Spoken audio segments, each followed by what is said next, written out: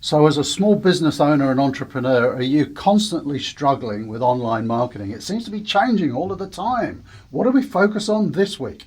That's the topic coming right up.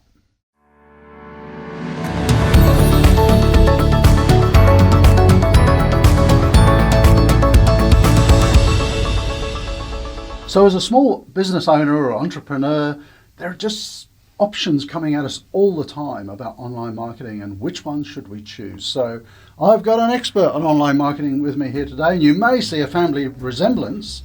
This is Alex, my son, who was my marketing manager for a couple of years. A few years, yeah. Yeah, and then went off and actually started his own online marketing agency. So what do you call it? Online Marketing Whiz. Online Marketing Whiz. We'll put a link below. So Alex, if people are watching this and struggling with, we've actually just been going through with my business some of the things that we should be focusing on. We've got a whiteboard full of like 20 things, but which one should we focus on? So for people watching who are maybe a little bit new to online marketing, what would be 3 or 4 things that they're going to get the biggest bang for the buck? Well, I think you could make it, you could put it into 3 points. There's definitely, we'll go over them a little bit more in the video. Definitely first one, SEO. That's the biggest bang for buck that we've seen within the business for clients. Second would be AdWords. You could almost put that over to pay-per-click, all the pay-per-click, so Bing ads as well. And then social media marketing, you've got your Facebook, LinkedIn, that kind of stuff. I think we've all heard of SEO, search engine optimization, and there's on-page and off-page. So what should we be looking at? Definitely. So SEO, basically SEO, if you don't know what SEO is Google's search page. When you type in a search term, SEO, if you SEO a website, it optimizes the website to get put up for that search term. And ultimately, if you're up for a search term, it'll make you sales if people are clicking on your website. So the aim here is always we're trying to get in, the top 3 or 4, aren't we? For sure. For that search. Yeah, not many people are going over to the second page, so you want to be on that first half of the page. What we like to say is, if you're not doing marketing, you're not really being seen. So, it's easy putting up a website and saying, hey, come to my, you could say my online shop front. If you're not doing anything SEO wise, you'll be going back to that page 2, page 3. No one's going to see it. So the SEO is going to bring that up there for the search terms that you need. So yeah, it's a very basic concept. So if you're totally new to online marketing, not actually promoting yourself online is like opening a new store and having it around the corner in a tiny back lane and no one knows where it is. Correct. SEO is putting that big sign up on Google saying, hey, we're here. Yeah, I mean, we've been very lucky in that, you've been looking after our websites and so on for years, but, in the early days, I can remember you saying, don't do keyword stuffing. So, Correct. Long are the days, yeah. So if you're running a plumbing business or something, don't go best plumbing, and get that 100 times on the page. That just doesn't work anymore. For sure. So it's got to look natural, hasn't it? Correct. The content, but making sure that you got your keywords there in the page. Yeah. That's what Google's looking for. Yeah, definitely. Yeah. So a lot of it is about the keywords within the page, but then you've got the offline stuff as well, on off-site stuff as well. So links coming into the website. So that's usually the hardest bit, to get those links onto the website. It's basically giving Google a thumbs up that your website is good for that particular term. Yeah. So they're like external votes, aren't they? So correct. When Google's deciding which page to put, near the top of the search results, if lots of people are linking to your page, then it's kind of saying it's a bit of social proof that correct. That's probably a good page. It's almost like a review, almost.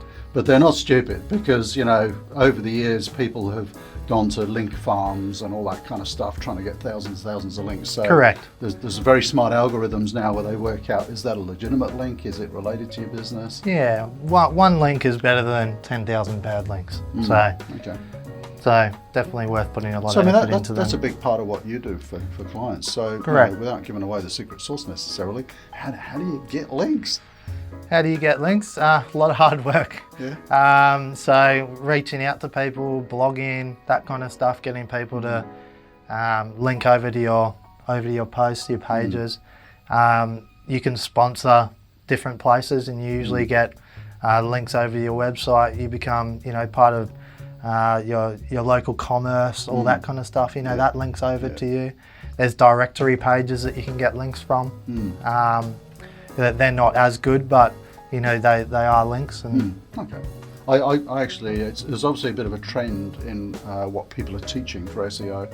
I would get about 10 emails a week these days. Yeah. And it usually says, hey, I've written this great article on such and such, would you like to put it on your website? Yeah. Or I'll write articles for your website, just give me a link back. Yeah. And I go, I know what this is about. No. Yeah, I get about 10 a day. So, Yeah, okay. yeah. So, definitely not needed.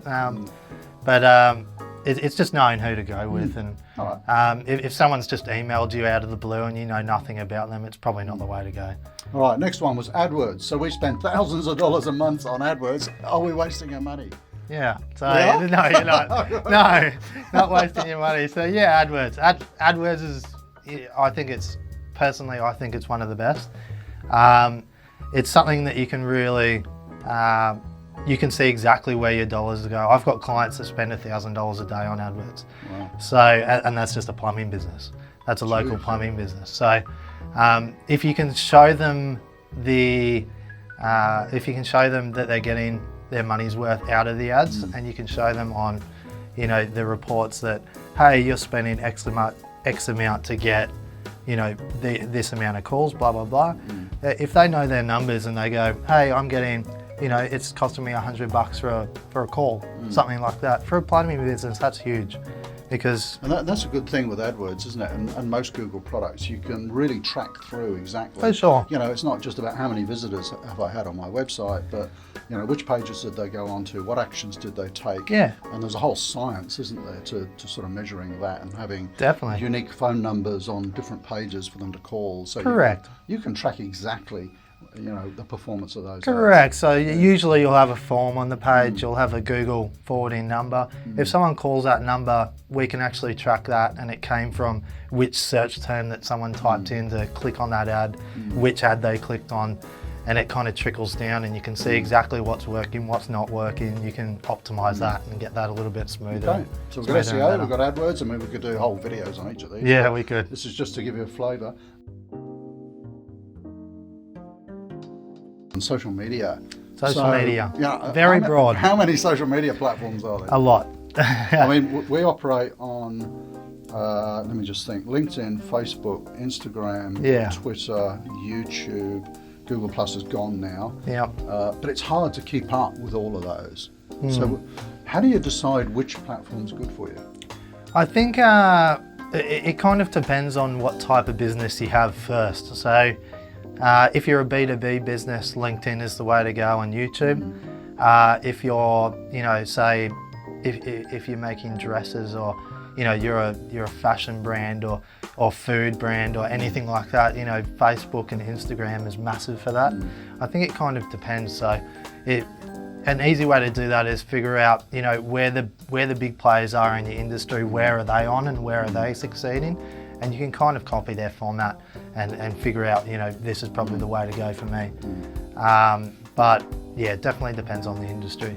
And I think one of the things that people get wrong, particularly when they're new to social media, is this concept of social selling. You don't jump onto Facebook and LinkedIn and say, hey, buy my stuff. Correct. That just turns people off. Correct. You almost got to butter them up first. Yeah. So it's about, there's a great book, who's the author? I'll comment below if I remember, but it's called Jab, Jab, Jab, Right Hook. Yeah. And basically what that means is that you should be, I guess, feeding your online audience with lots of great information and tips, and occasionally offer something, whether it's a product or an event. But so it's the jab, jab, jab is providing value, providing great information, and then the right hook is maybe providing something for them to engage with. Correct. It's almost a 90-10 rule. So yeah, I think so. It's 9 jabs and then a hook. nine jabs and then a hook. That's right. So 9 pages of content and then one-time selling. Yeah. So a lot of businesses these days, that's a major problem, major mistake with social media. Almost every post they're trying to sell, and that actually decreases their engagement rates. People off. It decreases engagement rates, and the social media actually doesn't show up your post as much as other people, because people aren't engaging. You're selling all the time. People are getting a bit off of it. So that's a major mistake. I see people make that mistake a lot on LinkedIn. And Correct. I generally accept most connection requests on LinkedIn. But it's interesting what sometimes happens. I'll always sort of look at the profile and go, oh yeah, they're in my industry, and that's worth connecting with. And then, like, probably within an hour, I get this message saying, hey, we've got this great system, can we come and talk to you about it? Or we've got this fantastic product. And I go, It's a bit like meeting someone in a club. Hi, my name's Rob, buy my stuff. Yeah, correct. Social media is social. So, it's about building relationships and trust and so on. Correct. Don't just try and sell people stuff. It's building yourself as a thought leader. So if people think that you're that thought leader in the industry, they're more likely to buy off you. And for that to happen, it takes time. So it could be months, before you actually approach someone that's been within your channel. So, but I tell you what, it pays off. I was telling someone at an event yesterday. They were a little bit reluctant about putting themselves out there on LinkedIn and sharing articles and videos and things like that. But I was relating how a couple of months ago I was up in Bangkok visiting potential customers and past customers and so on. I had 10 meetings over a few days, and not one of those people didn't know me. And I mean know me. They said, I love that video you did on warehousing, or that article you wrote on blockchain was really helpful. Every single one of them had read something. So what does that mean? As a business person, maybe if you're in sales or business development, it means that you're kind of going a couple of rungs up the ladder already in the relationship. They feel like they know you, and they kind of know what you're about and what your values are, and that really helps a lot. To me, that's what social media is about. For sure. It's about engaging with people, and then maybe they'll work with you one day. It's not about selling all the time. So that was 3. That was SEO, AdWords, and social media. Let's go for a 4th. Without notice, what would a 4th be? Email marketing. Email marketing. There we go. For sure. That still works? Yeah, definitely it still works. Spam filters these days are making it tough for people, but email marketing is absolutely massive. And a lot of businesses' value is based on email marketing lists these days. So if you've got a list of 20,000 people, that's huge. That's worth a lot of money, just because the amount of sales that you can make from that list. So, but the same rules would apply, though, wouldn't it? You can't be just spamming people all the time. Correct. The 90-10 again. Sharing knowledge, sharing information, tips. Yeah. Correct. If people aren't opening up your emails because you're just selling all the time, then it'll get stuck in spam filters and stuff like that. So you need engagement there as well. Cool. So maybe we might have to make some more videos on this, because it's a very broad field and it's constantly changing. That's why I have this guy on hand to keep me on track. So you know how it works on this channel. If you enjoyed this video, do like, do comment. Do please comment below, and I'll get him to answer all the questions. Do subscribe. We have a video coming out every Wednesday. So by liking and commenting and subscribing, we know which topics you like, and we'll bring more of those topics to you. So thanks for joining us, and we'll see you next week. Thanks for having me.